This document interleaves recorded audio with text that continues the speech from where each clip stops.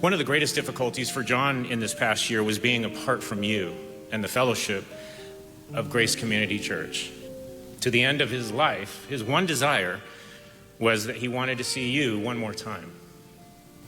In a time like this, our hearts and minds are naturally drawn towards our great Redeemer. That's our hope, isn't it?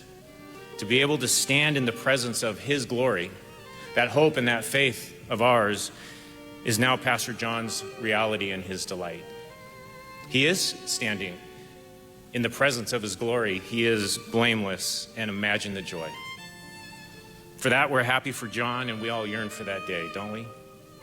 The feedback we got, and are still getting on social media, online, from people who love John, I think he would be surprised at how many people loved him and how deeply they loved him and how expressive they've been with the outpouring of memories, because he really is a man of integrity. I never knew him to compromise his own personal integrity in any way in any of our private dealings. John was the kindest man I've ever known, and was one of the remarkable things about him, because he was a lion from the pulpit, but in person, he was the gentlest soul you'd ever want to meet. In fact, we had a thing around here where if an employee needed to be demoted or fired, you don't give it to John to do it. He'll end up giving the guy a promotion.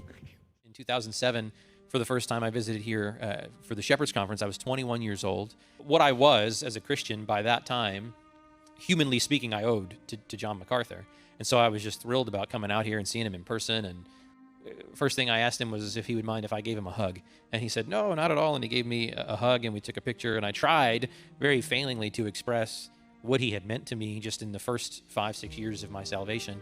And of course, John is so gracious, and he receives those things, and he treats you like he knows you forever. How many people there are in the world who never got to do something like that? And how many people would have loved in 56 years to come and shake his hand, give him a hug, and say, this is what you've meant to me.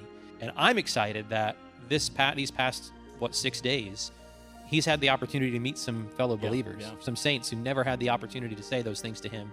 That makes me, tear up. I'm so thankful that he gets to see some now of what he's meant. I worked with John for nearly 45 years, and I don't think I ever gave him a hug. So I'm not surprised by that. You've got that over on me.